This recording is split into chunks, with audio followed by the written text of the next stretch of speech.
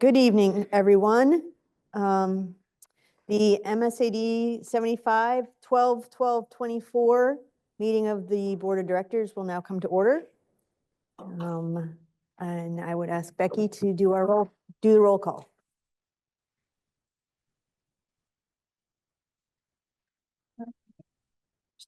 Speedy's absent. Andy Began, Present. Holly Kavanaugh is absent also. Jessica Damon, Present. Tony Solves is absent. Gregory Greenleaf, Present. Hudson Hayward, Present. Mary Hobson. Here. Haley Kulis, Here. Ryan Larson. Here. Jim Moulton, Present. Kim Pacelli, Here. Amy Spelke, Here. Frank Wright. Present. It's going to be absent, but I see Lydia. Thank you. Thank you, Becky. If you'll join me for the Pledge of Allegiance.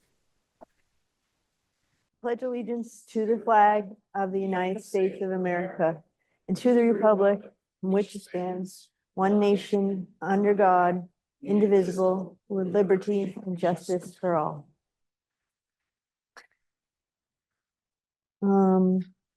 So now we will consider action relative to additions or adjustments to the agenda. I'd like to outline them here because we have one last minute adjustment. We are going to table the November 14th minutes. That's in item 4. We are going to table item 6.2, and we are going to add item 9A, an executive session at the end of the agenda. So moved. Second. Moved and seconded. All in favor? That's unanimous. Thank you. And so next, is to ask for comments from the audience. Don't see anyone here to give comments, so we will move to recognitions and acknowledgements.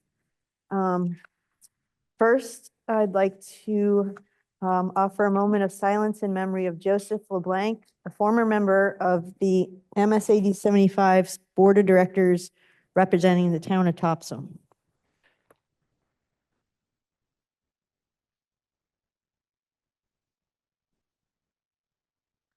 Thank you.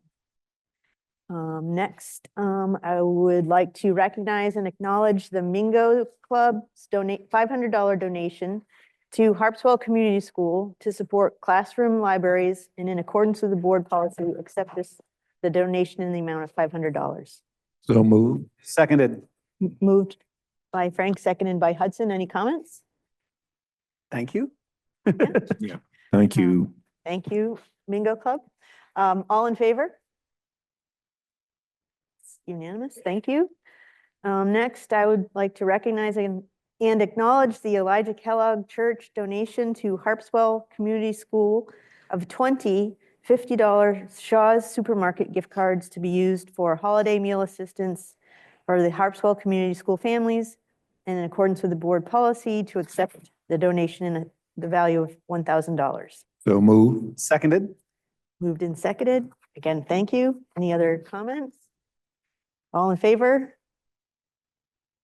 Unanimous, thank you. And also would like, lots going on in Harpswell. I'd like to recognize and acknowledge that Michelle Lane, a special education teacher at Harpswell Community School, was recently awarded a $300 grant from the Mid-Coast Educators Association to be used to support inclusive adaptive playground materials in accordance with the board policy to accept the grant funding in the amount of $300. So move. Seconded.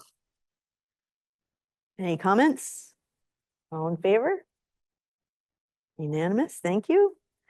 And more good news. I'd like to recognize and acknowledge that Lauren Watkinson, a Mount Ararat Middle School teacher, has been awarded $1,483 from the Maine Environmental Education Association in a mini grant for the adventure focus for the trail building an interpretive sign project at Mount Ararat Middle School, designed to enhance the campus and learning experience by creating a trail that increases student access to nature, and in accordance with board policy to accept this grant funding in the amount of $1,483. Move. Seconded. Mary, do you have a question?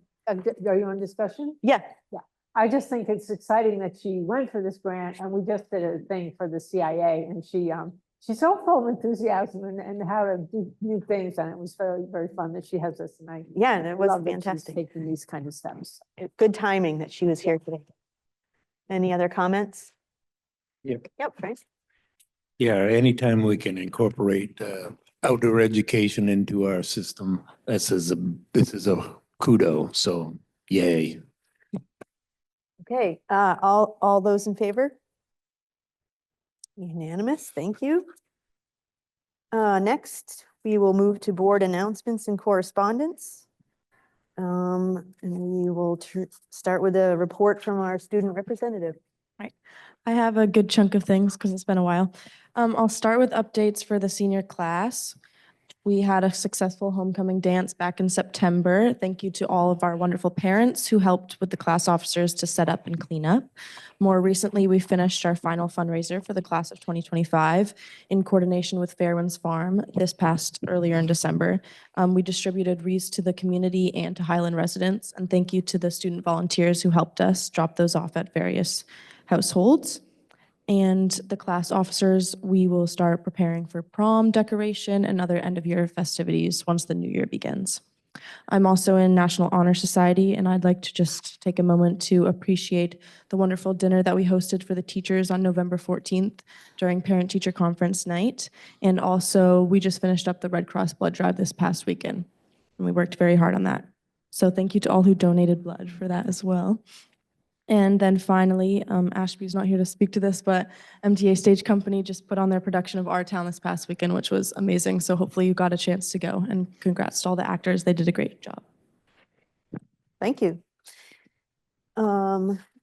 Next, we will consider action relative to accepting as printed the minutes of recent board meetings. There are actually two workshops and a special board meeting that all happened on November 21st. 2024. I move we accept those minutes as a slate. Second. All right, it's been moved and seconded. Any comments or questions? All those in favor? Unanimous, thank you. Let's see. We are now on to old business, item 5.1, consider a second reading of policy BED, which is remote participation in school board meetings. So moved. So Yes, so go ahead, Hudson. no changes from our first read. We didn't have, I don't believe, any big questions then, so no changes. But if you've got questions now, happy to try and speak on behalf of the committee. Mike. It seems like it's sort of the idea that it's very limited in terms of the remote possibilities, and mostly it's sort of a chair decision that you would have it be remote. Correct. The chair and the superintendent will work together to make that determination under some specific circumstances outlined in the policy. The idea is that, again, it would be either entirely remote or entirely in person. There's no, oh, hey, I'm out of town, I'll participate remotely. We didn't want to, those are kind of a nightmare logistically and honestly, productively, in my experience at least. And the committee felt similarly on that point. So yeah, so basically if there's a reason the meeting needs to continue, needs to happen, and in person is not feasible, this allows the chair and the superintendent to make that determination and provide access. And so does it address committee meetings? So it does. This can apply to committee meetings where there's not a reasonable ability to delay. But in that case, the committee chair, the board chair, and the superintendent all need to agree, I believe is how it's phrased at the end of that policy. Yeah. And is it under the same stringent? Yes. It's the same policy. This policy may be applied to meetings of board committees, standing and ad hoc, where the superintendent, board chair, and committee chair all agree the requirements have been met. Yeah. I mean, obviously, this is from the MSMA. So we did adjust it. So that the MSMA one did not have any language about subcommittees. Okay. And we wanted, sorry, about committees. We don't have subcommittees. We wanted to add that to allow that requirement. That would make a committee meeting more complicated than normal. So for an example, a typical board meeting, we're already broadcasting, there's a Zoom thing. So it's less work for Nick or Hannah or the tech department to get us involved. And there's still work, but less work. Whereas for a committee meeting, there's no such link, there's no such meeting set up. So like that bar, I would imagine, is rather high. Usually a committee meeting is not so urgently needed. But again, a lot of this arose out of last October's violence in Lewiston when there was a lockdown. And, you know, my conversations with Heidi, do we need to have an emergency meeting? If we're doing it during lockdown, how can we do that? So that was sort of like, there was urgency. So I would generally say the chances it's truly that urgent for a committee meeting where like there's not reasonable rescheduling is going to be low. But the committee felt, and again, Gregory and Haley, feel free to correct me, felt that it was reasonable to include an option in case it ever did.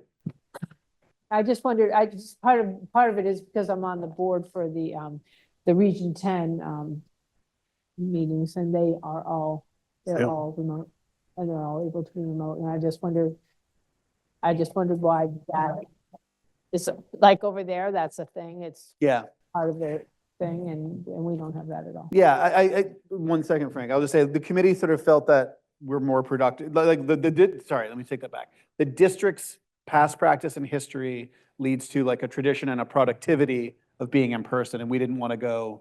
We didn't see a need to get too aggressive with the adjustment, but there's no reason it couldn't be revisited down the line if there's desire. Okay, great. Yeah, historically, when we had COVID and we did remote meetings, when that ended, the state in its wisdom said, if you want to be able to have these, you need a policy in place. So this really addresses that so that we can take care of that. And I'm really excited that this is going to happen. And yeah, I would just add that the areas where we diverted from the MSMA sample more or less is the MSMA sample allowed for hybrid meetings, which the committee decided to remove, consulting with Amy and Heidi as well. We didn't totally come out of nowhere with that. And then we also added some language about the inability to achieve a quorum. That was new. And then the thing about the committees, that was new. So those are the three primary adjustments we made to the sample. It did go to legal. It did go through Peter before we took it back. And so, I think it's the hybrid piece that they use over there yeah, that we took out of this one. yes. And that, again, that was based on, I mean, yeah, I'll speak for myself. Yeah. My experience observing hybrid meetings at like the town level is that they're kind of a nightmare. Someone's like, wait, I'm trying to participate via Zoom, but people are talking about it over here. And with a board of 14, the idea of like me being in California trying to participate religious talking sounded awful. That was my thinking as far as that. Again, I don't want to speak for everybody else, but that was sort of where I came into that. Very good. Thank you. I agree with that take on hybrid. In this setting, it would be really difficult to have a productive meeting if we had We do 10 people here and 2 people on Zoom. We do have it at Voc 10 all the time. That's how they do it. But I'm not saying that there's room for the future Yeah, to look at it. Totally.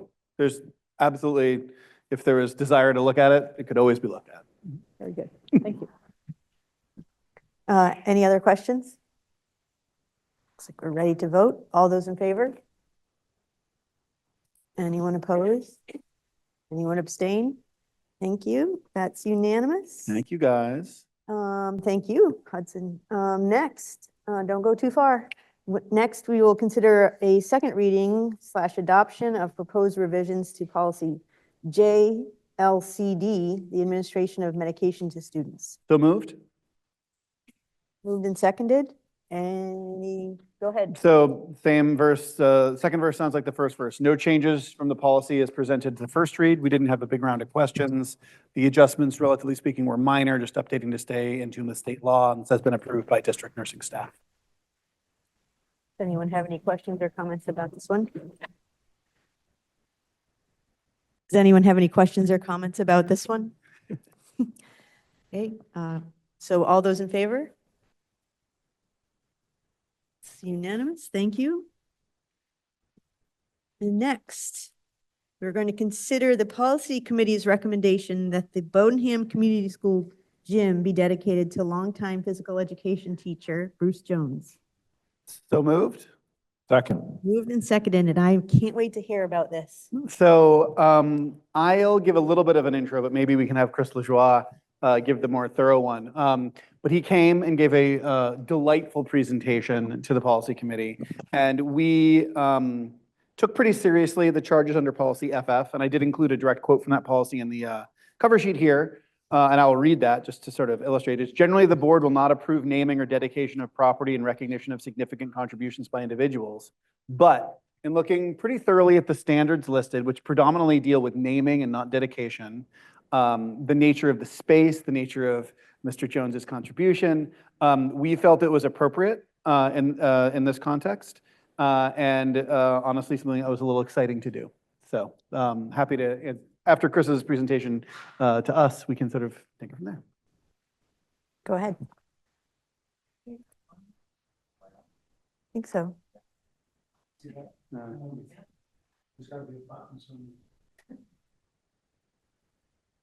There.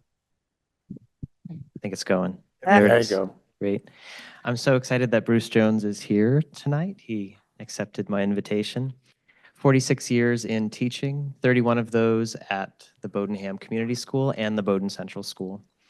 And I'll just say a couple things about Bruce. One is my children were 3 of the thousands of kids that had Mr. Jones for PE class. And so that's special to me personally, knowing his impact on all of those kids and my own.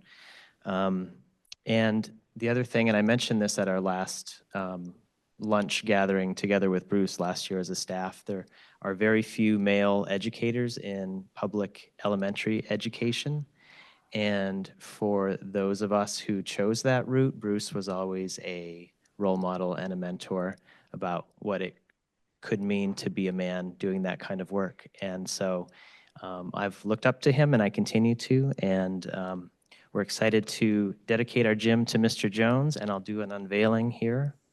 Oh, we can clap for that.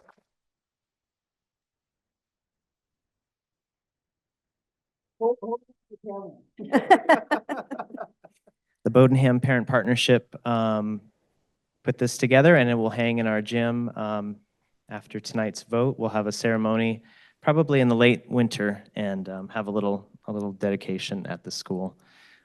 So thank you, Bruce. Thanks for being here. Thank you for your service.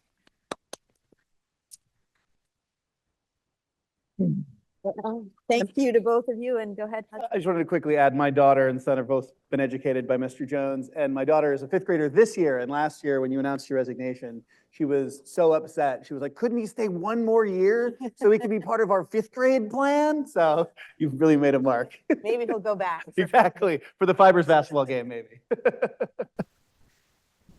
Anyone else? Yes, go ahead, Jim. Chris, like you, I had the chance to work with Bruce, and what a wonderful recognition, just a joy to work with. And it is the modeling that we sometimes can think that that the kids learn only from the lessons, the created, crafted lesson plans we lay out, but they watch us all the time. And Bruce, you're a walking lesson that all of us who have had children in the schools or have been part of the team working to support the development of those children should be so glad that they had the opportunity to observe. Thanks for being part of the schools. Anyone else? I would just like to say I didn't work with Bruce at the school, but I did have the chance to work with him outside of schools at Merry Meeting Soccer, and where he extended his gift to kids outside of our school district and was a role model there as well, and an amazingly patient leader. So enjoy your retirement. So all those in favor of dedicating the gym? That's unanimous. Thank you.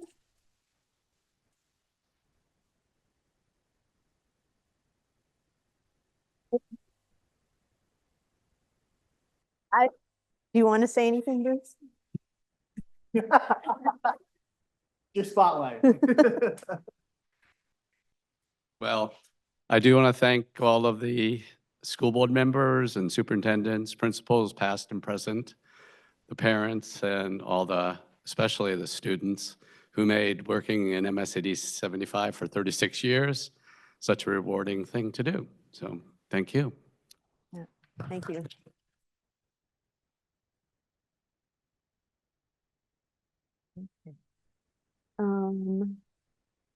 Now we are going to hear a presentation from Amanda Hersey on the fall test scores.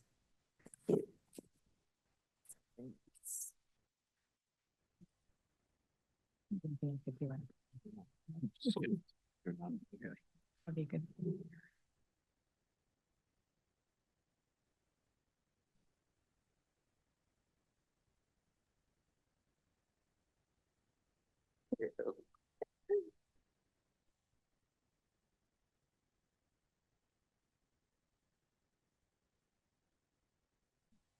I know. Continue. You can turn the camera off if you would. I would like that. Okay. I know. I know. We walked through a little, that little slower than I And wanted. then you just want to share Okay. presentation. Yep.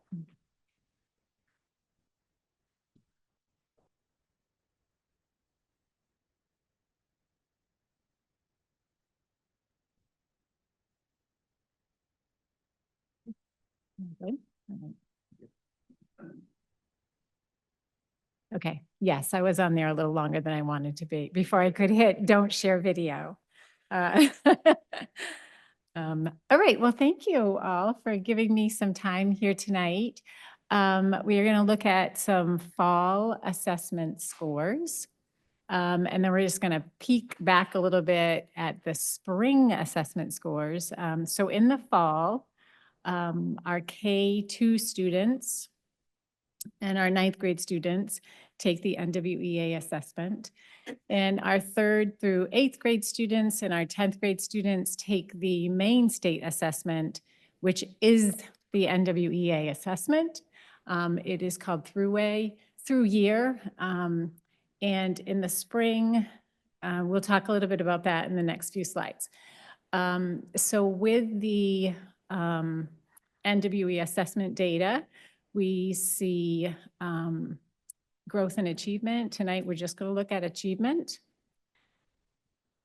Now, the NWEA assessment is a normed assessment. So that really helps us measure students, how they are performing compared to other students included in that same data. So NWEA is well known, and it is taken all throughout the country. So there's a huge number of students who take this, and we are able to follow those norms. So for an example, if a student scores in the 75th percentile, that means they perform better than 75% of students nationally. With normed assessments, 50% is average. And if you think about that kind of typical bell curve, that's a normed assessment. This is a sample of what that data looks like. This is this is actually our overall district score. And so you'll see that in that bubble is 57th percentile. And then you see 5 different sections from 0 to above 80%. And that is that normed assessment. So if a student was scoring in the 21st percentile, it means that they scored higher than 21% of their peers. The 57th percentile being the median. If you can imagine lining up all the student test scores from lowest to highest, that 57th percentile median means that 50% of the scores are above the 57th percentile and 50% of the scores are below that. So if we're thinking about 50% being the norm, half of our students above, half of our students below the 57th percentile is a little higher than average. I'm going to move on. I know probably everybody has questions, but I think I'm supposed to finish this and then take questions. So basically what we're going to see now is we're going to see math data at the top of the slide, and we'll see ELA data at the bottom of the slide. So this is our overall district K-10, our overall scores. For math, that median score is at the 57th percentile, just as I was explaining. And for ELA, that median score is at the 62nd percentile. Again, if you think about 50 being average, these two sets of scores are above average. So now we're going to break it down by grade level. You're going to see a lot of different slides, and the top of the slide will always be a math score, and the bottom of the slide will always be an ELA score. We're going to start with kindergarten and go all the way through.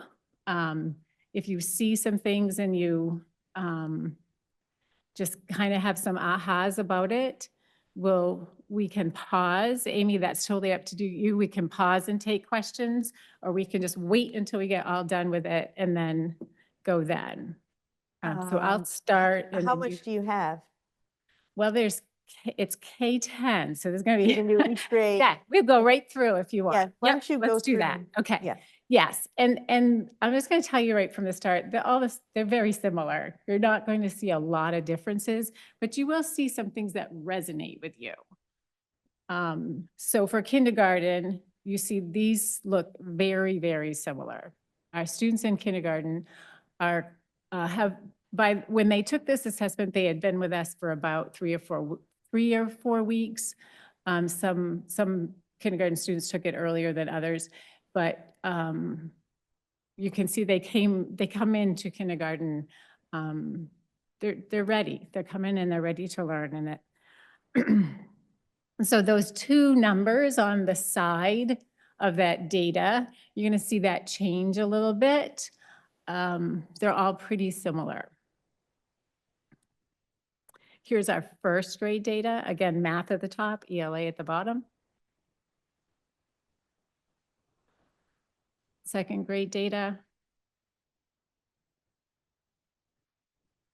Third grade, a wider spread there, with math being at that median score at the 54th percentile, and ELA, the median score much higher at the 69th percentile. Again, in fourth grade, we have a little wider spread between math and ELA. Fifth grade, same trend there. Sixth grade, same trend. And then seventh grade, we see with much closer median scores. Eighth grade, we see that separated median score again for math and ELA. Ninth grade, a little closer. And then 10th grade, a little closer, all above the 50th percentile. We're going to shift now and talk about the spring assessment. So in spring of 2024, our students 3rd through 8th grade and 10th grade participated in the main through-year assessment. Whoops, I started weighing in on that already. I'll go back to that slide. During the spring state assessment, the assessment changes. It's a combined normed assessment and criterion referenced assessment. And what that means is that there is a normed piece in there where students see some normed questions, but the state is looking at the criterion referenced piece of that assessment. So criterion referenced is different. We're not measuring students in relation to each other. We're measuring them according to a specific skill or content. So in Maine, we're measuring them against the criteria of the standards that are written at each grade level. So we're going to see either they meet that criteria or they do not meet that criteria. So the data for that looks very different. The most important thing about looking at this data is recognizing the year down at the bottom, that we start with 2020 data and there's some trend data here, but it's really important to note that this data is public data from the main MSAD dashboard. I've talked about that dashboard before. And you see a note from the Department of Ed that says the achievement levels from the normed reference assessment in 2020 and 2021 cannot be compared to the 22 or the 2023, 2024 data. So in 2021 and 2022, this state assessment was normed referenced. And then the federal government said, we don't want normed references assessments. We need you to give a criterion referenced assessment. We want to know how students are doing against your standards. We don't want to know how they're doing with the rest of the nation. We just want to know how they're doing with the main standards. So the Department of Ed had to change the assessment and they added that criterion referenced. So now we're just seeing students according to how they achieved with the main learner results standards. So this data looks very different because it was a totally different assessment. So we kind of have to draw a line down here and start looking at the trend data, which we only have 2 years of. Really quickly, Amanda, so those first 2 years in both categories are more akin to the normed results we were just looking at. Correct. Okay. Right. And so they're cautioning us to not compare these 4 years. Just look at the 2 years. The trend data, it's on the dashboard, but they're saying don't worry, or don't worry. Don't be concerned about this dip here, that your students had this huge dip, because it was a different assessment.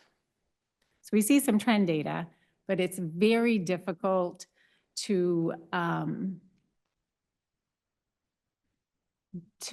make curriculum changes, have some big changes with instruction when we don't have trend data, and this is not giving us trend data. What it is telling us is that starting in 22-23 and 23-24, our students, about 69.5 of our students in 22-23, and about 68.9 of our students in 23 and 24 were above the state expectations. So those main learner results are written at a certain level for each grade level, and as a whole, our students, about 70% of our students are scored above the state expectations. And for math, a little lower, but 58.7, and then the following year, 55.5. So this was spring of last year. Now, these are not normed. We don't know how our students are doing in relation to other students at their own age, but we can show you how the rest of the state scored. So overall, the entire state of Maine, the average was 64.6 this year and 65.9, and these are our scores. I just took those scores from this page and put them here. So you can see that overall, our students are scoring higher than the state average in both ELA and in math.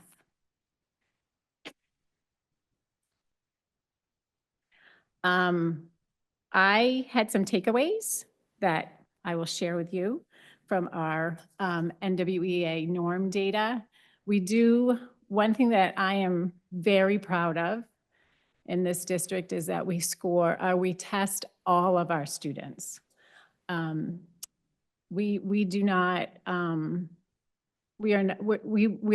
are assessing all of our students so that when we see these scores, it is very indicative of what all of our students are doing.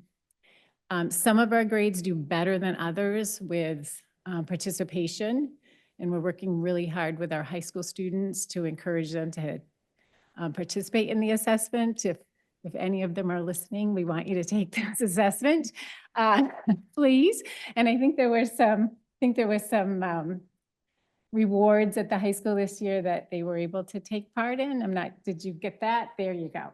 Yes, good for you. Pizza party, maybe, I think it was. We didn't quite get to the pizza party. Okay, maybe this spring.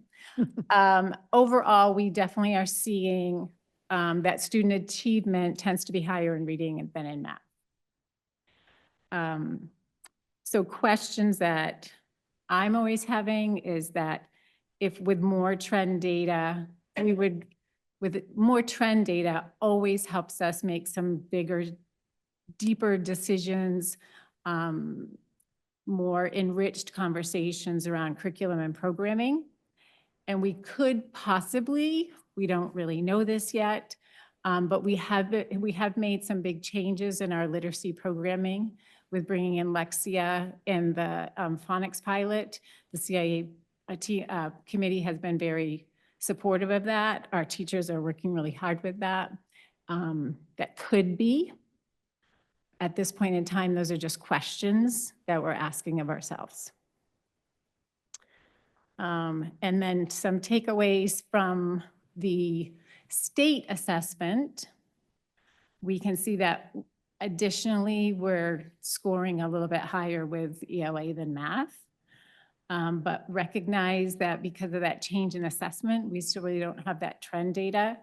We are scoring higher than the state average.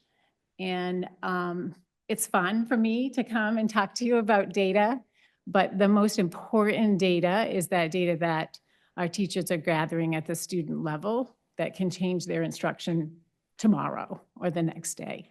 So I will always come anytime you want and have you talk about data, but the key is that our teachers are able to use the data that they have. So I will now take questions. Amy, do you want me to call on people? You Would you can, like to yep. call on people? Okay, Hudson.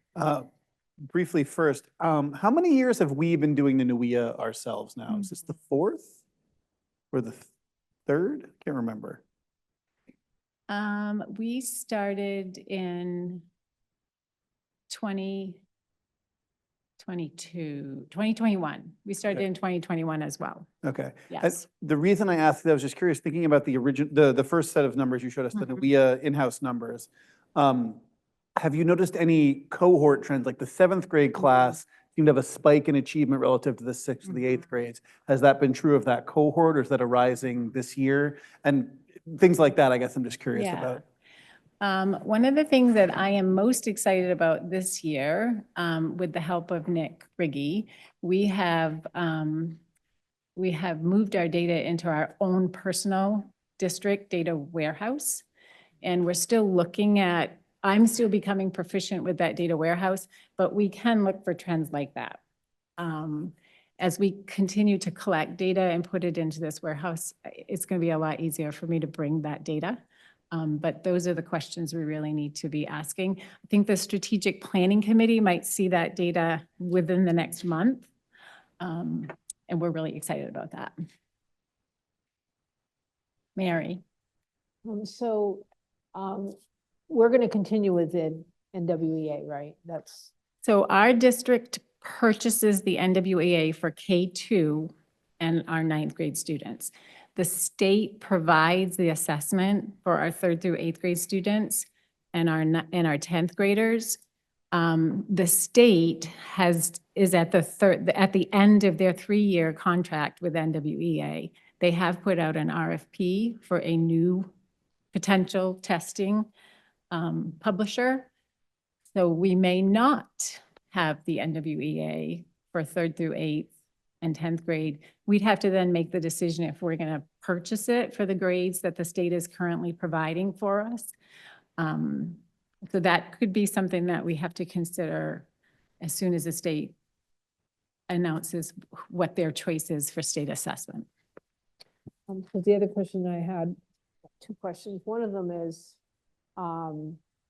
the impact of COVID on Mm. scores, and we can't really see that because they changed it from the criterion reference Right. to the thing. But I also know that, I know that in the district, when I was doing it, we were doing NWEA 10 years ago. Yeah.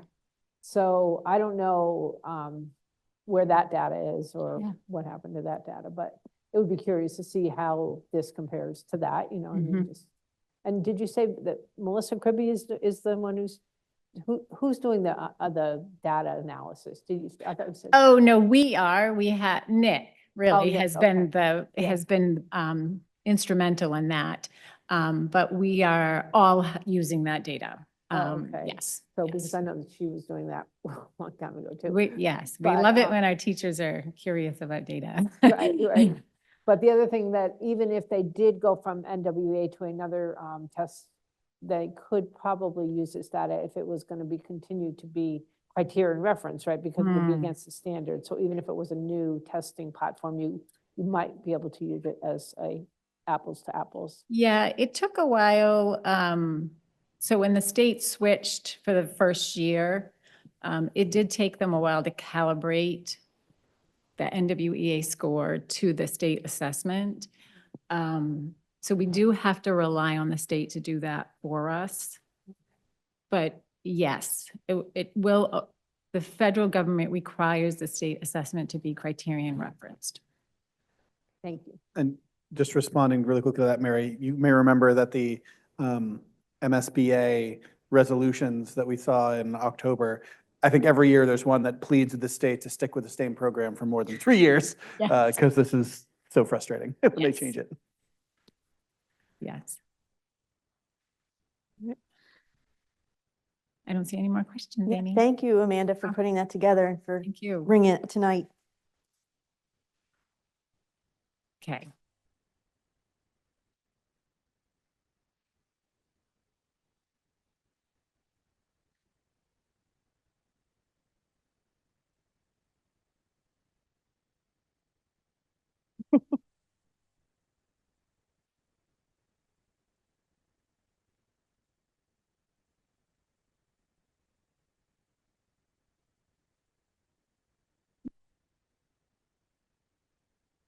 So next, we are going to authorize the disposal of the remaining surplus vehicles in accordance with policy DN, school properties disposal procedure.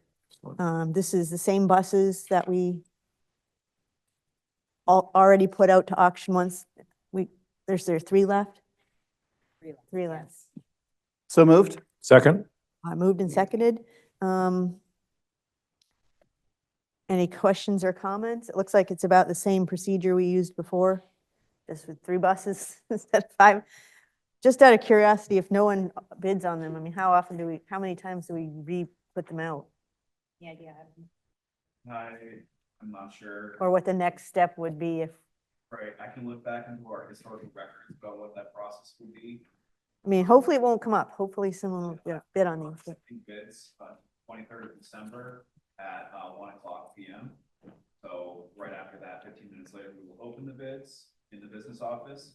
And yeah, 3 more buses. They're parked in front of the transportation garage if anyone's curious about looking at them. So. Okay, thank you. Anyone else have any comments or questions? Okay, all those in favor? This is unanimous, thank you. Next, we have to consider the review of proposed revisions to procedure JLCDR,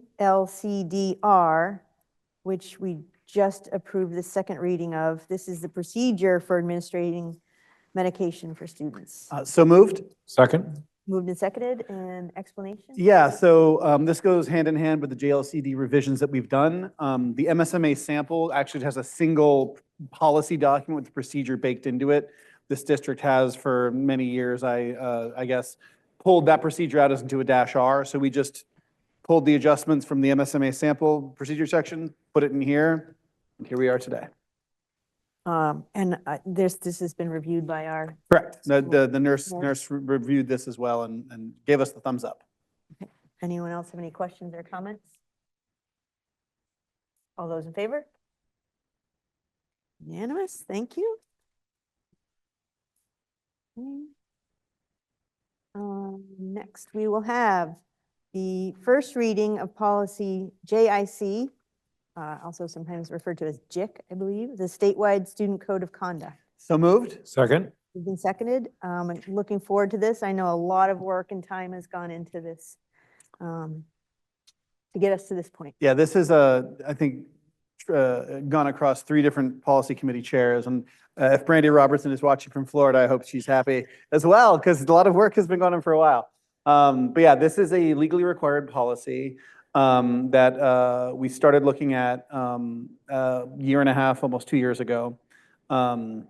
We wanted to make sure we had public input, and there was a lot of process with students. There was a process with administrators, just to make sure we got it felt appropriate for the district. We looked at a bunch of different samples from several different school districts in the state of Maine, the MSMA sample, and the policy committee gravitated towards sort of a combined structure. We pulled from a couple different sources, but one thing you'll notice in this is sort of the table of where to find specific information. And I can't remember which district had that. That was specific to one other district, and we were like, yes, this. And so yeah, so we've finally got a policy that's ready, and we feel, I think, pretty darn good about it. All right, does anyone have any questions or comments? Go ahead, Jessica. First, I want to commend the superintendent Heidi and the policy committee across 3 different chairs, as Hudson said, and the public for working on this. I think it's a really important thing to have on our books, so everybody gets credit where credit is due there. I hope it provides some sort of grounding and expectations for students when they read it, as well as staff and admin, as far as everybody's own sort of empowerment to ensure compliance with it. I do have a couple of questions. Page 2. The first bullet point at the top is a carryover from the previous page. At any time or place, including digital formats, that such conduct directly interferes with the operations, discipline, or general welfare of the school. And for the listening audience, this is all students are expected to comply with the code of conduct and all related board policies and school rules. This code applies to students at any time or place, including digital formats. So I guess I just wanted to flesh that out a little bit. I don't know if Hudson, if you can answer that, or someone else more appropriately, but the any time or place, and I understand the digital format piece of it, any time or place, I think is what's trapping me there. Well, I'm happy to give my initial thoughts, and then maybe Heidi can weigh in, or as the actual administrator present. But I interpret this, and the policy committee can chime in as well, to sort of say, if your behavior is disrupting school, it is irrelevant where you are doing that behavior from. If you're doing that behavior at home on the weekend, if it is disrupting school, you're violating the code of conduct. Now, again, I think in day-to-day practice, we're going to have limited ability, like our ability to discipline that may be limited, but a code of conduct is a statement of principles, right? And we're saying you don't do things that make school get disrupted. That's my read on that, at least. Heidi likes it. Yeah. Does that make sense, Jessica? I mean, would an example help? Yeah, I've heard people talk about this sort of thing a lot, so it's kind of ambiguous. So I'm just trying to figure out, intent as well as. Have a subject matter expert. And as far as the question of like not in school but related to school or having an impact at the school goes, this is both, the great or challenging aspect of our role is that yes, if a student posts something to social media on a Saturday night from the comfort of their own couch, but that post has an impact on the ability of our students to learn in school somehow, even though it wasn't at school, and even if the message potentially didn't have anything to do with school, if that message had an impact on the ability of students in this school to learn, then it can be our business, and we can subject students to discipline accordingly, if that makes sense. It does. Thank you. Good question. But that is, that is good and necessary, and also can make our jobs incredibly hard sometimes in terms of monitoring all aspects of students' lives. Indeed. Another question on the same page, if that's okay? Mhm. Number 3, under section C, honor rights and privileges. Recognize and respect the rights and privileges of others within the school community. Can you elaborate on the privileges part? I guess I don't have any super developed thoughts about that myself. I think the idea behind that bullet, and it goes behind, it follows shows respect and kindness, I think, for a reason, and that the idea is it's about respect of your fellow classmates, right? And teachers, or it says the school community. This is not just about peers. Heidi. Yeah. Oh, Heidi's got it. Great. Heidi's ready Yeah. to I love it. talk about Catherine, that. please, please, please. Yeah, so honor the rights and privileges. All students have a right to come to school and the privilege of attending school. And so when you think about that, recognize and respect the rights that every child, regardless of anything, has the right to attend school and the privilege of attending school as well. And they are able to access school in a safe manner. Make sense? That does make sense. Okay. Yep. And so I don't know, I might recommend, if it's not too late, to maybe change the wording a little bit, because that's a clarifying statement that you made, Heidi, and that I think would help others understand it. It's not too late. Do you have a proposal? As Heidi said those words, that made a lot of sense. Perhaps recognizing and respecting the right of all students to attend school, or how did you say that? All students to access school and the privilege to attend. Is that how you put it? I would be in. Education, but free and appropriate education, it goes back to special education, but it doesn't have to be that. Yeah. But the word is very important. It is a privilege Yes. to be able to go to school. So Sorry. I was just trying to figure out procedurally whether we I don't think- take motions. I don't think we need or- to vote on it now, but we could, if the board is amenable, Heidi and I could revise it and bring the revised draft for the second read. Right. And I get the sign off on the policy committee digitally probably, but if that's amenable. Yeah. Okay. Great. So we have a note on that will be looked at for the second read. Thank you. Okay. Oh, Jim, go ahead. I understand, Jessica, the privilege is a loaded word to some degree, no small degree. So something as simple as recognize and respect both the rights and privileges. Both the right, strike the S's off both words, both the right and privilege to attend of all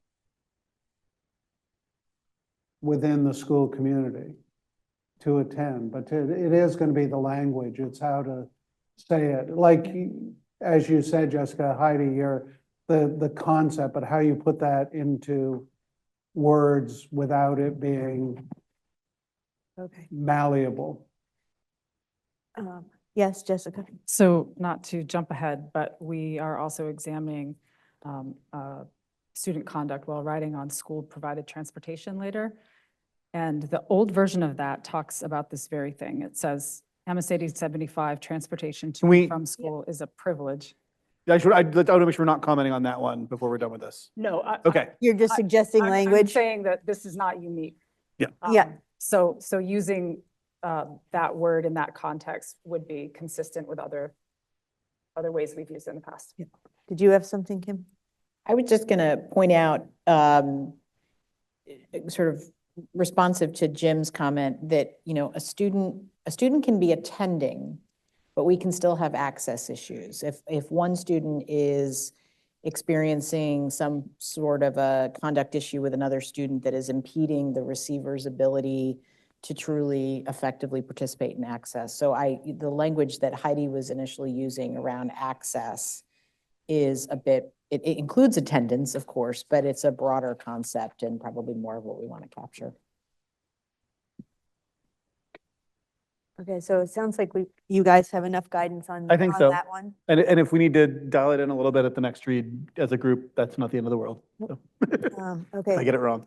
So I guess we'll open it up if there's any other questions, or Jessica, did you have anything else you wanted to bring? Okay, so you guys are good. You've got the notes. So we're going to vote on accepting the first read. All those in favor? All those opposed? All of those abstaining? Okay, thank you. Passes the first read. It was not, we had an abstention. So then we will move on to consider a reading of the first reading of the proposed revisions to policy JICC, which is student conduct on school buses or other district-provided transportation. So moved. Second. Moved and seconded, and I'll let you go ahead. So yeah, and through the process of looking at JIC, we discovered that there's a policy JICC that was referenced by most of the other policies about student conduct on school buses. And then in looking at that, it was sort of interesting because it mostly dealt with the legal thresholds of responsibility for the district. When is the child considered, under the district's charge when they get on the bus, things like that. And our policy under, which was EEAB under a totally different section, was mostly about conduct.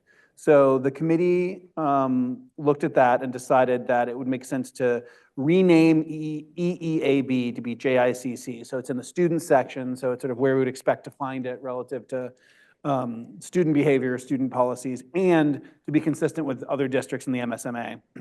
But that we really liked the core of what EEAB already was. And so we made a few minor adjustments to what EEAB was and added the language from sample JIC to the head and tail of this policy. We did sort of recognize that there's likely to be need for update on some of the behavior. It made reference to like boom boxes. And so we dialed that in a little bit, but I think the technology listed there will probably be a moving target. So this is not going to be the only time this gets looked at over the next couple of years probably, but still felt it was worthwhile to get that additional legal language in here and clean it up a little bit. Okay, thank you. Does anyone have questions on JICC? Jessica. I do. I have a few. So if anybody wants to interrupt me, please go ahead. I don't want to monopolize the floor. So Hudson, I didn't hear you say there's a new legal requirement. Not a requirement, no. Okay. It wasn't like our council said, hey, you have to do this. Right. And as I look back at the end for the legal reference, I do see one there from the main code, but it's not a new one. Okay. I started to talk about this just a minute ago. In this version that we're considering tonight, this piece is cut out, and I want to suggest that possibly we consider leaving it in. The previous version, the current version, reads, MSAD 75 transportation to and from school is a privilege and not a right under Maine state law. Improper behavior may result in suspension or revocation of the privilege to ride on a school bus. I like the idea of leaving that in the policy because I think it's a good idea to remind people that it is a privilege to ride a school bus. It's not a right. And if there's no current Maine code saying it is a right, then I think it serves as a reminder because school buses can be a place of hardship. Yeah, I don't have any issues with what you're saying at all. And again, I'd encourage members of the policy committee to raise your hand as well. I believe we felt comfortable removing that because the final paragraph makes reference to it as a privilege. It says, children who become a serious disciplinary problem on the school bus may have their riding privileges suspended by the principal in such cases, et cetera, et cetera. So I think we felt that that covered it conceptually, but if it's not covering it effectively, I'm not saying that I personally, as the chair of the committee, have a problem with reintegrating that language, but I don't know if the other committee members have anything they'd like to add, and it's okay if you don't, but you certainly may on that. Mary, you got a question? No, I would just concur with her because I agree that making it more clear. Okay. I mean, the concept might be there, but I think just clarifying it again more in the beginning, I think that sounds like a good idea. Sounds like direction to the policy committee to relook at that old paragraph and see if it. Well, I guess I'd even say absent objection from the policy committee, I think I could probably just insert that at the beginning and bring it back for a second read. If the policy committee feels okay with that.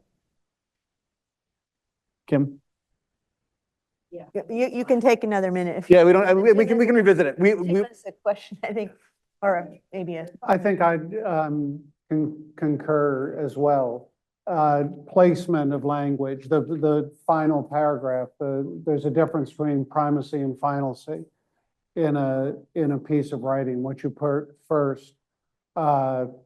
I have clear memories as a third grade teacher having an epiphany at one point that kids were not starting their school day in my classroom when I began talking with them, that there were many who had been on a bus, the culture of the bus and the experience of riding the bus can lay the foundation for the learning that goes on beyond. It is a critical piece. So I think anything that can be done. I also find myself thinking we are deeply concerned with attendance. And part of what a bus does is makes it easier and more effective to get more kids to school each day. But the language is there. I see it in that closing paragraph, but moving it to the top of the page, I think makes sense. Yeah. Good feedback. Sounds like you got what you need. Do you want to go on? Yep, if anybody else wants to jump in, I'm going to start a new subject within this one. Okay, I felt when I was reading this that it needed to talk more about the upstream problem of student behavior distracting the bus drivers from their primary responsibility, which is to deliver our students safely. I don't know how they do it sometimes with some of the stuff that happens on buses. So they are challenged to do this daily on some runs. So I guess I'd like to see, I sort of started writing something out, but it's probably a longer conversation for later, but a line maybe between the third and fourth paragraph, something like dealing with certain behaviors which disrupt or distract the driver or endanger or harass other students. I think it was good to call out with the bullet points below on what some of those behaviors might be. But sometimes having a sort of bigger picture line is helpful, I think, for the public. So again, to summarize that, really, I think dealing with the biggest issue of student behavior on buses, or the primary issue in the moment, is distracting the driver from delivering the kids safely, in addition to the children potentially finding trouble of their own. So I'd like to see some more focus on that aspect of it. Yeah, gotcha. I guess really quickly, Heidi, do you feel like that was that helpful to you in the transportation department? We might even have someone else who could weigh on it soon.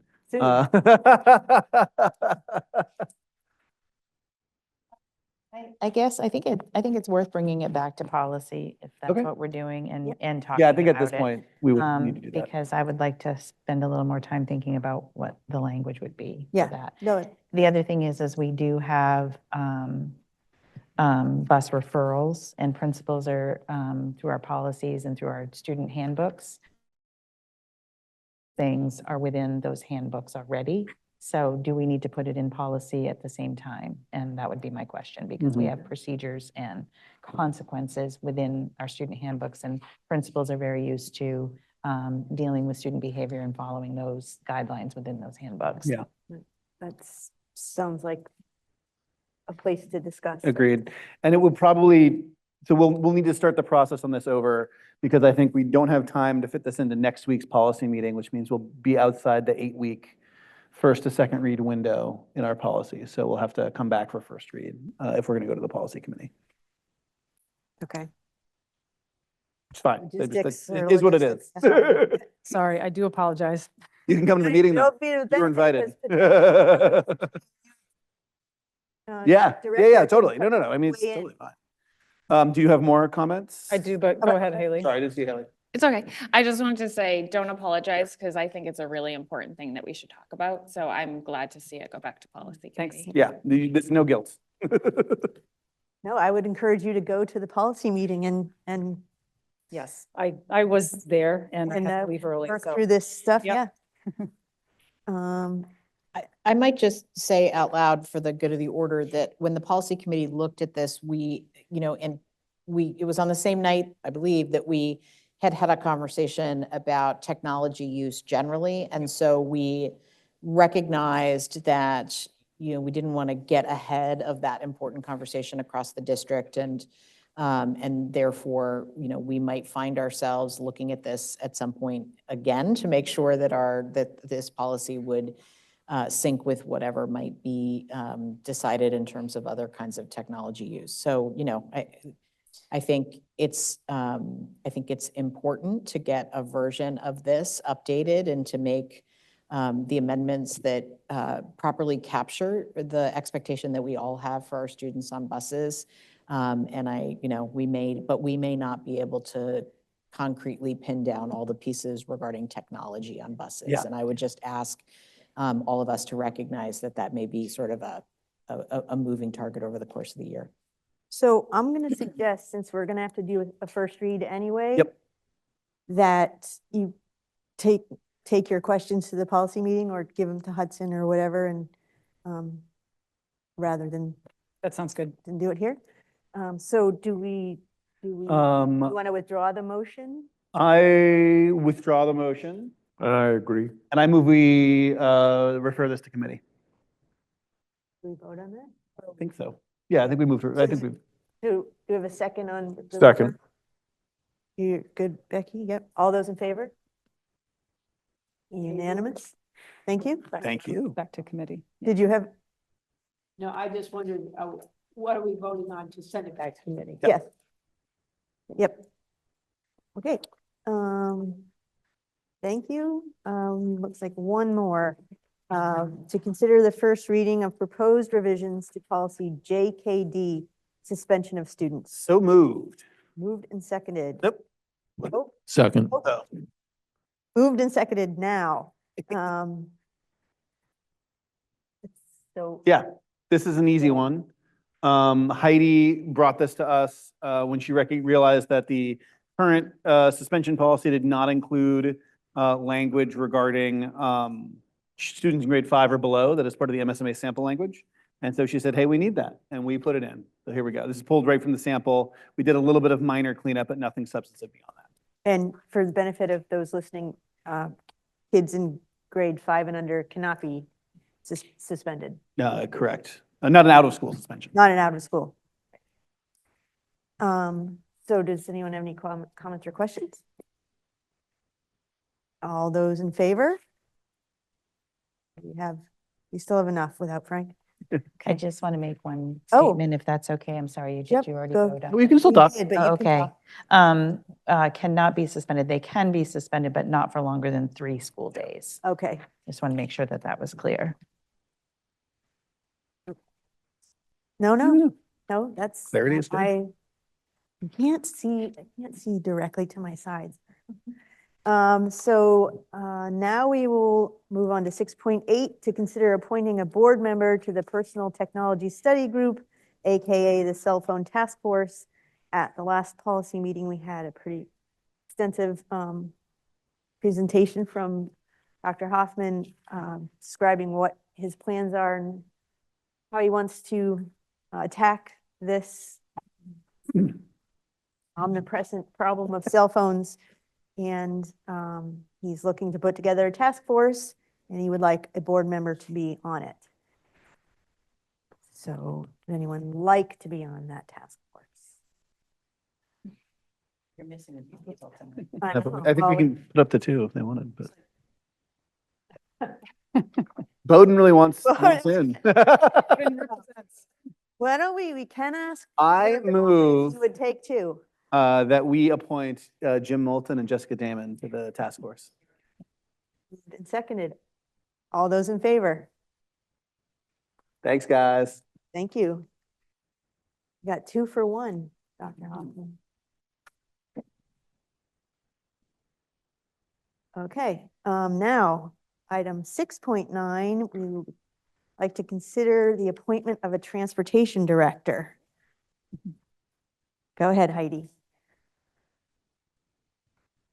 So, Sean, do you want to read it? Okay, you're good. All right.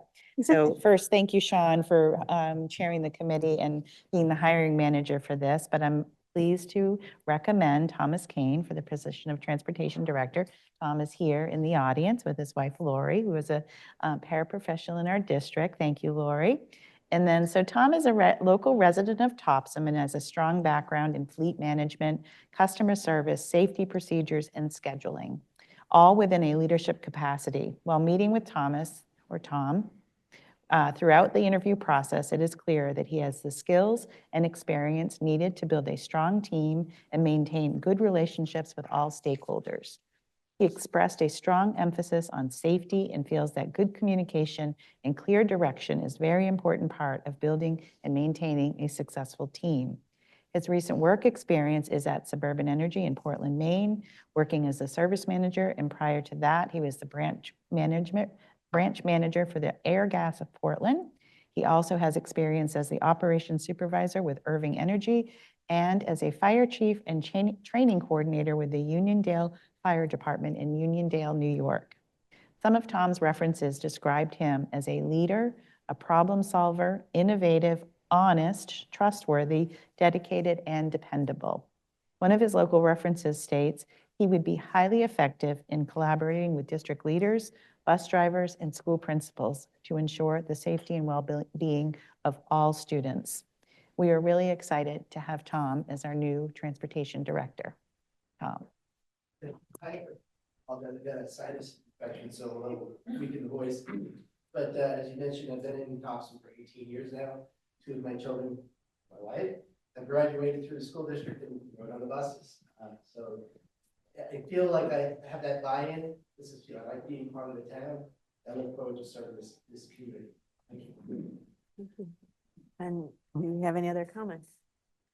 Hudson, you I move we accept the appointment. Approve the appointment. Second. So moved and seconded. All those in favor? That's unanimous. Welcome. Welcome. Welcome aboard. Oh, when do you start? The buses start leaving at like 5 in the morning, so.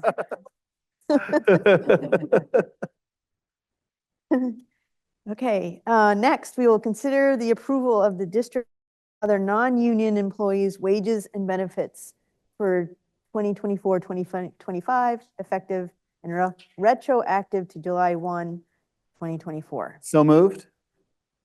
Second. Moved and seconded. As it says here, these are the non-union employees. The reason this is a bit delayed is they usually They follow the support yes. staff contract, and so since we have that approved now, we were able to move forward with the district office and other non-union employee wages. Great. We're really excited about that. Any comments or questions? Great. Unanimous, thank you. Okay, now we will move on to committee and chairs reports. So for my piece, I just wanted to thank Hudson again for all his work on onboard and for the workshop. Well, I guess it was last month. Test drive it. you're welcome to. Hudson is very amenable to suggestions, and now's your chance. We're gonna use it. So if you want him to tweak it at all, get your comments to Hudson. On January 10th, I sent an email about the bargaining training. We're going to do a Zoom, so we all will be in the district office. If you can get your intention. Do we have to pay per person even though it's No, a Zoom? when it's Zoom, we pay just for one. So people can come at any, so as long as, I know some people are already coming, yes, Hudson? No, that's right. No, no, okay. When you're done, honestly. Okay, so reminder, put it on your calendar. That's going to come up faster than you think. It's required training if you want to be on the district's negotiating teams, committees. So, yeah, and I was just going to say, I really enjoyed last year. We all got together in the conference room. There were like 6 or 7 of us, and it was a really good experience because being at Zoom at home by ourselves, we were able to sort of learn together and better engage with it. So it was really good. Yeah, it went. Yes. Yes. And we are going to have a workshop on January 16th. It's already on the calendar, but I'm confirming it's on. We're going to have a workshop with Steve Bailey. It will be on some aspect of boardsmanship. If you have something you would like him to cover, let me know. He's got a whole encyclopedia of trainings he can pull from. So if there's a topic you want him to speak to us about, let me know, and I'll work with him to make it part of the workshop. And with that, I will turn it over to the cooperative board representatives, or not representatives, yeah, speakers. I'll start and you can add, Jim, or if you want. Was it the Yes. 16th? Is that what you said? That's This is the- definitely the workshop. Yeah, Was it 16? 16, yep. Yeah, so we had a nice meeting on Zoom in the hybrid meeting. Very nice. Since I had COVID, I could go, which was pretty awesome. Anyway, so we basically went over the retirement of a long-term employee, John Stivers, and retired after 7 years in service. And then he was there, so that was good. And then we had a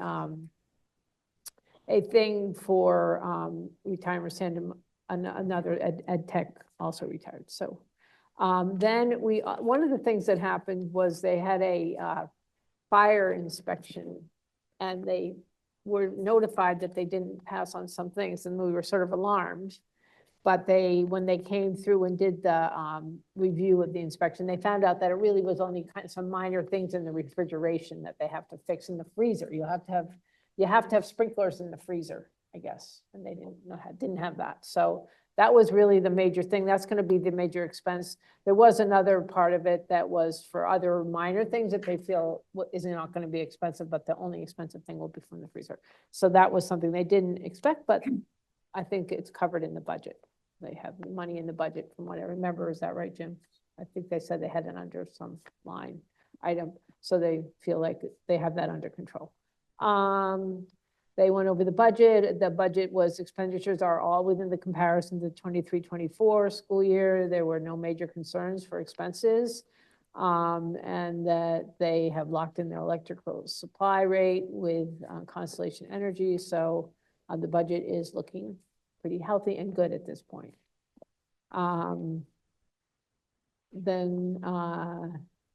Yeah, so they went over the fire inspection report.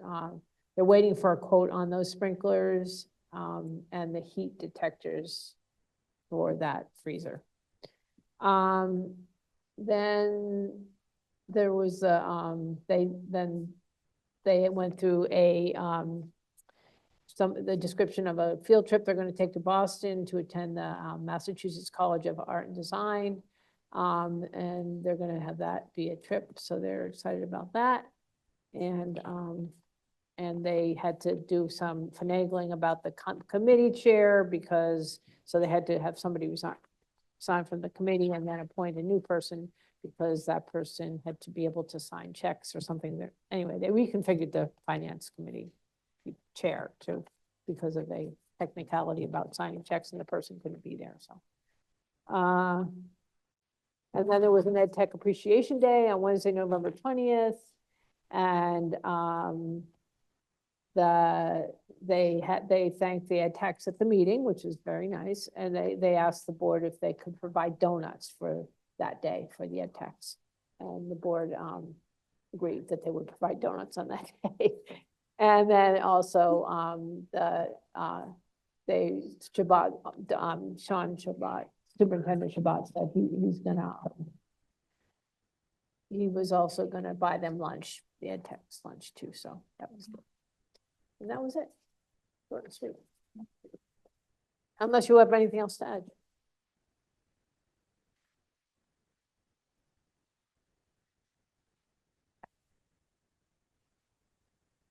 You're all set, Tim?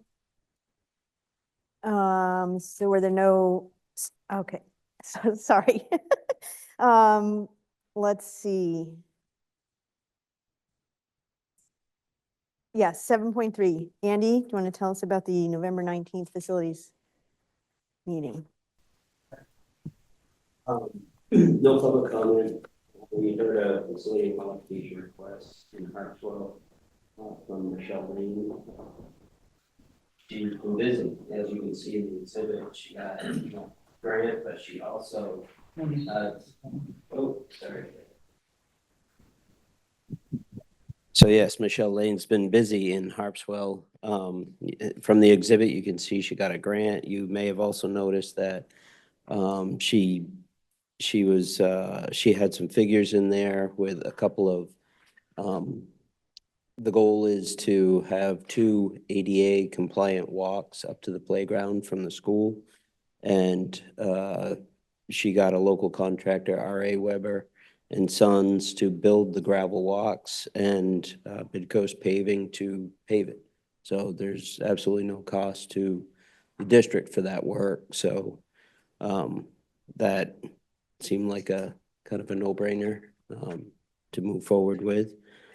I don't know if we're talking about any action on that tonight. Do you know if we need action on that to? We don't have to vote on Not it. tonight.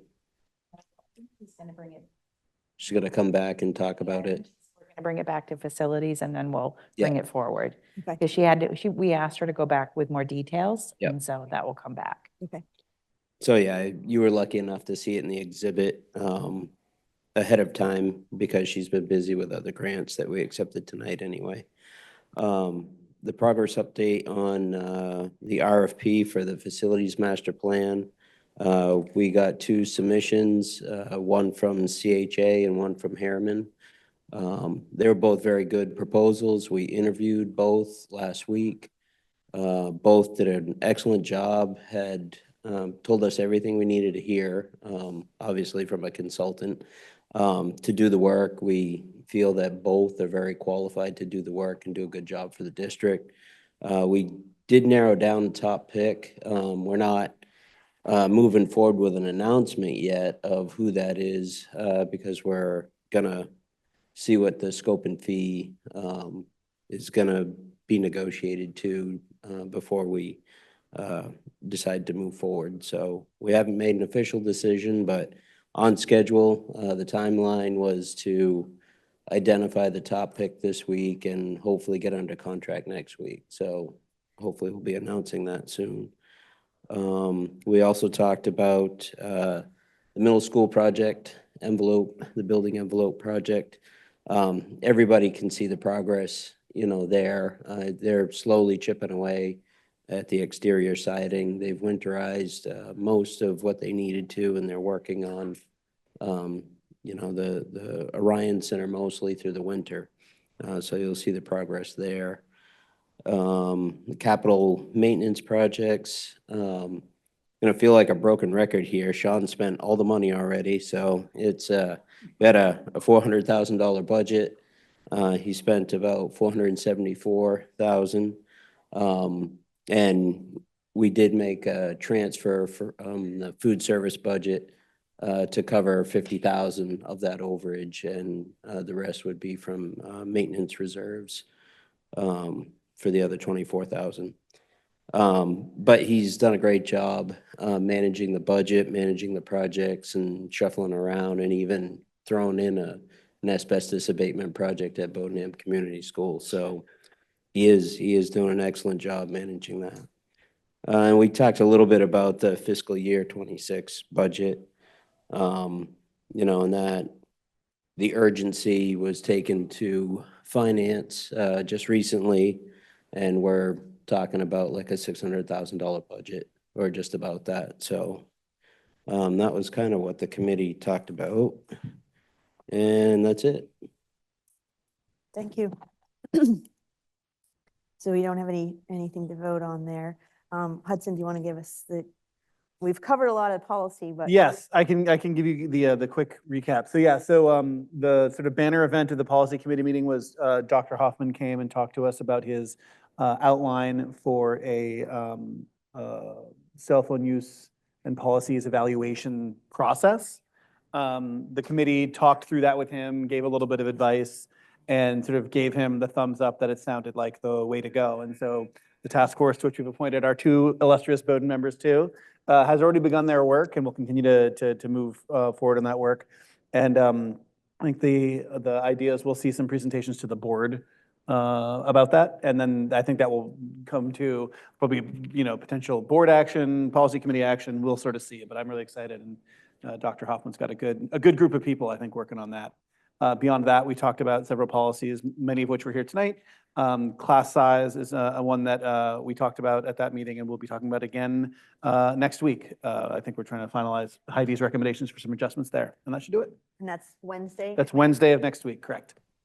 Okay, thank you. Ryan, do you want to give us an update on the finance committee? Yeah, we met Monday for a finance committee meeting. We did not have any public comment, but we were able to review get a quarter one update from Evan, the new business manager. So that was great to hear from him and kind of see where things stand through the first quarter of this year. Things were looking pretty good. There were a few overages that we had noticed. He did a little bit of homework and was able to kind of read out on most of those. And for the majority, it was timing where we paid early. It actually would have been early second quarter payments in the first quarter. And so some things were just rolling up a little bit different, but most everything was tracking as it needed to, with the one exception of student tuition and transport was running a little bit ahead, but that defer or pulls funds from the local entitlement. And I don't think that we had a concern at this point where it was, but that was running ahead of what we had budgeted. In addition to Evan, we heard from Sean, who, similar to what Andy talked about, we had Sean come and kind of start to provide some awareness on what the capital budget request may be for fiscal year 26, and then even get a little bit of insight into the kind of the next 5 years as a preview to some of the work that may be coming from the facilities master plan. We know we have a lot of significant facility investments ahead of us, and we just want to start to kind of wrap our head around what that looks like, and begin to plan for how we tackle those the best that we can in the most responsible way possible. And then the final agenda item we had was to talk about the public budget forum that we had in November. The big takeaway from the budget forum itself, I think, was that there's an opportunity to provide a little bit more information to the public prior to, and maybe even in the meeting, to help educate folks and help provide just a little bit more foundation for them to help share their thinking and thoughts. But from there, the discussion shifted more to kind of EPS feedback and thoughts. And I think the kind of committee, we came together and around the idea of us trying to write a letter to state representatives, or forming a bit of a coalition we can to work with MSMA or MSBA, other local districts or things, to help maybe co-sign on this letter, addressing some of what we see as issues with the current EPS formula and programs. Again, to try to push those discussions to Augusta and the state legislature. So at this point, Amy was going to reach out to Steve Bailey and see if MSMA has any of that information or some things that could help partner with us early on. And we'll see what we hear back from that. And then at that point, we'll decide. We'll probably draft a letter most likely.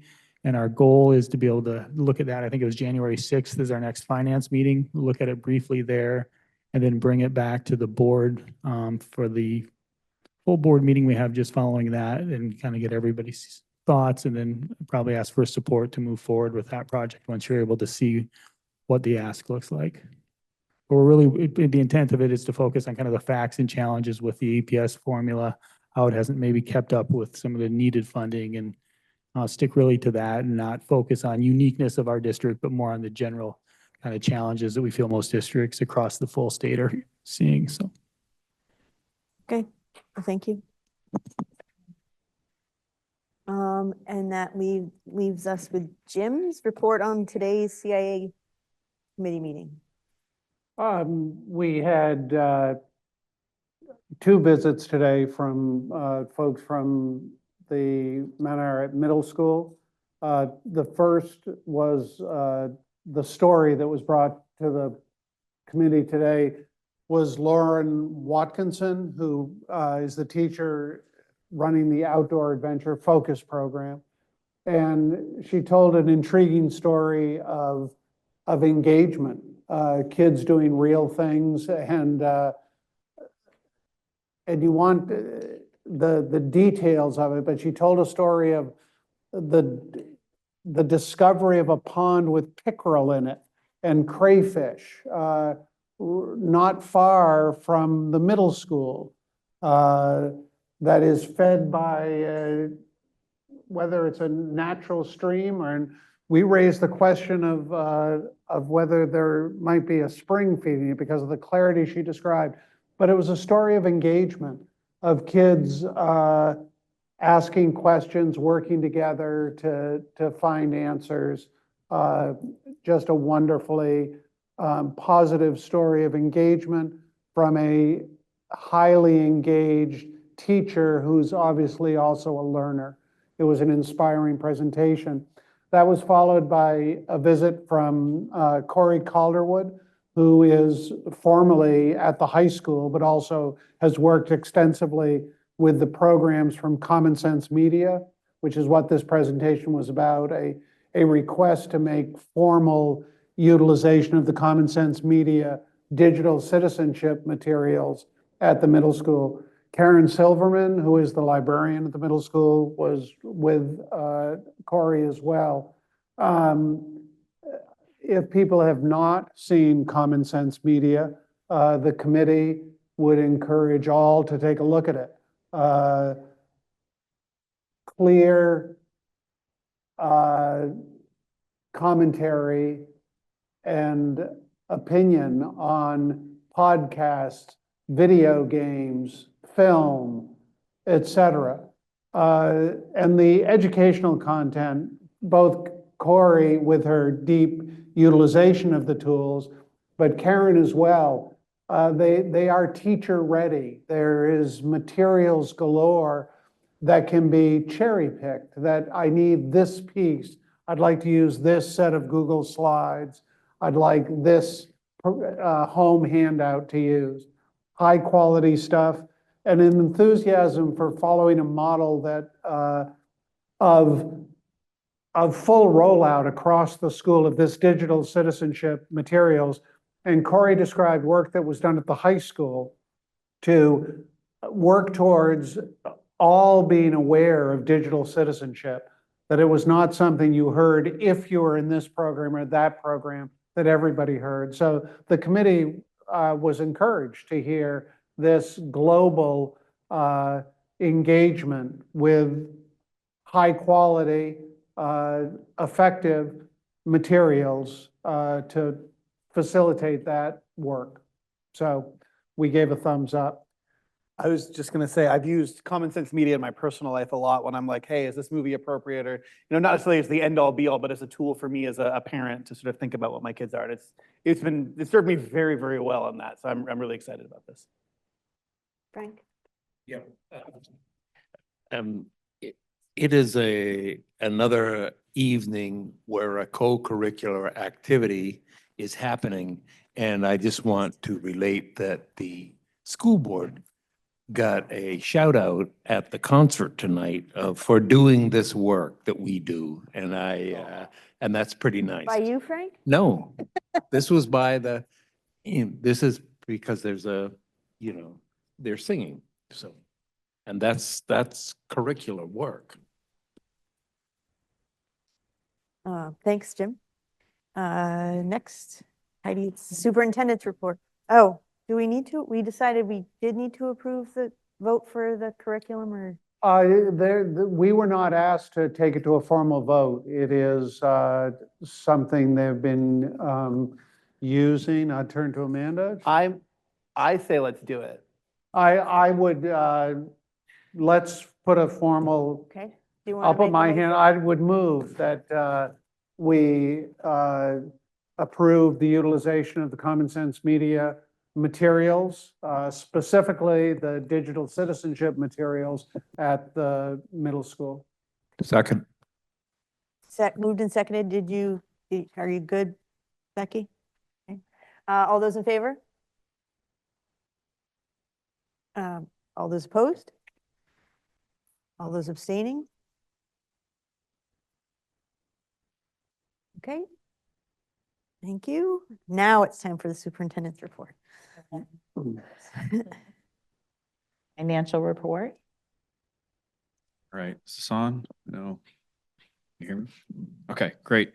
So yeah, Ryan touched on a lot of things, but I figured I'd give everyone just a general budget update. Still very much in the process of working with the departments and the principals to collect all of their financial data. I am happy to say that all of the principals are completed with their budgets, and now we're working on department heads to submit theirs to me.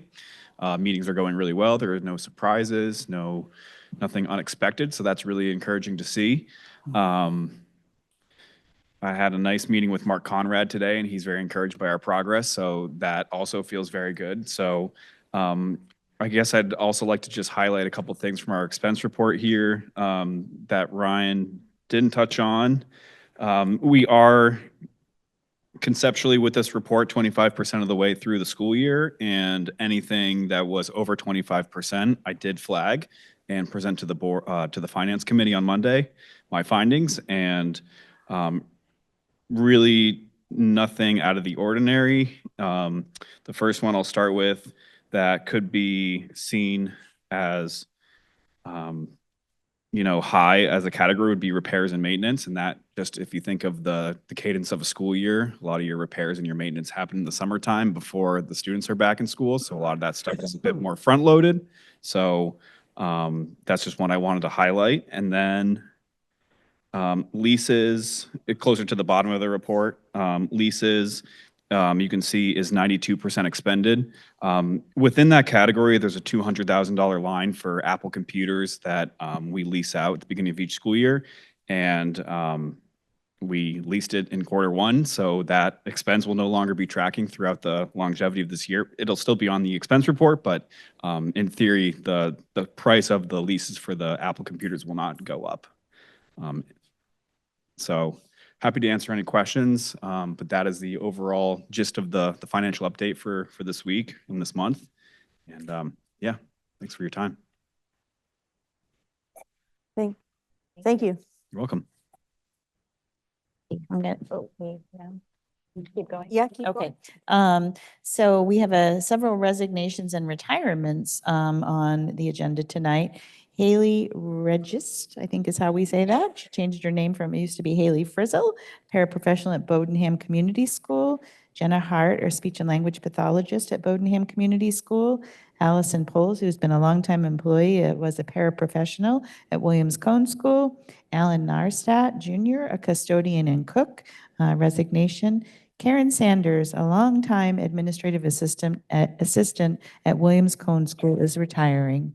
Sherry Ann Card, our cook at Bodenham Community School, retiring, and Stephen Mitchin, who is a transportation specialist, is retiring. It's important for me to just read a little bit about Stephen because Stephen has been in the district for 50 years. And he gets a little bit of an extra recognition for that. So from a coworker of his, Robin Young, she says, I've worked with Stephen for 30 years. And when I came on as a new bus driver, Steve was the head mechanic, a dedicated, knowledgeable, hardworking, but fun mechanic. There was nothing Stephen couldn't know or couldn't fix. Steve did it all. Then Steve decided he would become a bus driver, maybe thinking he'd have a lighter workload, maybe fewer hours to work on his boat, campers, some house chores in between bus runs. Well, maybe he did just a little, but with all of Steve's knowledge and always being the go-to guy for so many years, it was hard to let go of asking. He still was always there to lend a hand. Steve has seen a lot of change over 50 years in MSAD 75, also 50 years of dedication. He has always had a positive attitude, shared a smile, and this is why he is not only a coworker, but a friend to Robin and to so many others. Steve has made a long-lasting impact on her life and all that I've had the opportunity to work with him. She's wishing Steve the best of luck in his retirement and his new endeavors. I know the transportation department is certainly going to miss him as well. One more person wrote about Steve. Helena Strang wrote that she was trying to pull something together, but knowing the meeting was tonight, here's what she has. Steve joined the district 50 years ago. He started out as a bus driver, which I already said that, mechanic, and has many buses at that time. Then he became a full-time mechanic as the fleet grew. He left that role 4 years ago to become the bus driver for the Bodenham route. I do believe some of you have talked about him in the past as well. He finds time to help in the garage whenever is needed. When Steve is not working, he and his wife Donna still love to go camping, biking, hiking, and cross-country skiing. And when not spending time with his kids and grandkids. So congratulations, Steve, and thank you for all the years that you've put into MSAD 75 and the students of our district. I think that's oh. Haley? If I could, I just wanted to say something about Karen Sanders at Williams Cone School. You can. Karen is just incredible. And when I told my little boys that she was retiring, they were really sad to see her go. She started as a part-time administrative assistant in the 90s, and her last day is 25 years to the day when she became a full-time administrative assistant at Williams Cone School. Our parents group there, I had mentioned to them that we should do something special for her. So I'm hoping that that'll come together, but all of them voiced how much they'll miss Karen. And I think all of the parents, staff, and kids will agree that we'll miss her smiling face, letting us in the door. And I hope she enjoys her retirement. Hudson? Continuing the train of chiming in, I just wanted to say something about Sherry Ann Card quickly, who was, in the cafeteria when I was at Bodenham Community School, so long ago. She's, one of many employees of this district who've been here for a very long time and has absolutely earned a fantastic retirement. So good luck to her. And then I was going to talk a little bit about our strategic plan. We're well into it. We had our last meeting just a few weeks ago. We have another meeting coming up in February. It is moving along very nice, but I would like to just put a little bit of a preview out there is that we have a new dashboard along with our analytic view that Amanda and Nick have worked tirelessly on. It's not quite ready yet to be previewed, but all the work and stuff that we've put into strategic planning will now have its own link on this wonderful platform. So stay tuned for that. I'll show you more about it in January. And do I understand they'll be starting to surveys and such in January? For Yes. anyone who's listening? Oh, that's You right. can get involved. Yeah. You'll see. Actually, the survey has already gone out and it's still, I sent out a link just a little bit ago. It's still open and it will be open until January. Thank you. Great. Thank you. And then we have the calendar announcements and one last item. Gotta turn my mic on. I move that pursuant to 1 MRSA section 4056E, we enter executive session to consider disciplinary action regarding a student. Second. All in favor? That's unanimous. Thank you.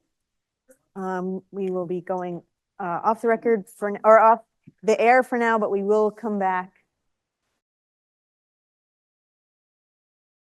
This is a good time.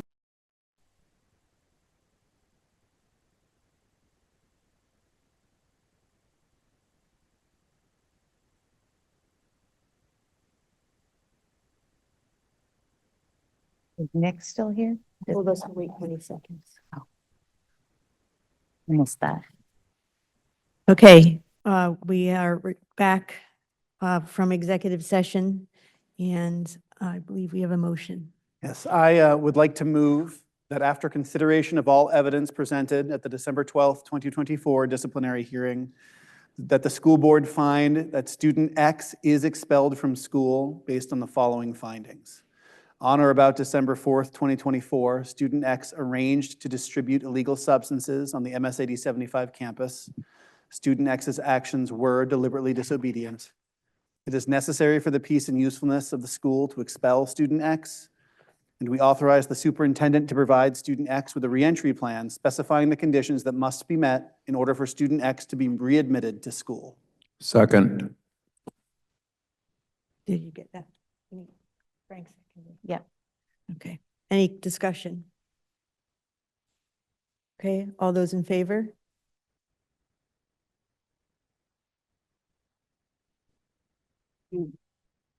Everybody? You have to write down, the record will have to reflect Okay. who voted. Okay, so Bart Beatty is absent. Andy Beegan. Holly is absent. Jessica Damon. Yes. Hands up. Tony Kong Calves is absent. Gregory Greenleaf. Hudson Hayward. Yes. Mary Hobson. Yes. Haley Kulis. Yes. Ryan Larson is absent. James Moulton. Yes. Kim Pacelli. Yes. Amy Spelke. Yes. And Frank Wright. Yes. Thank you, everyone. We're adjourned.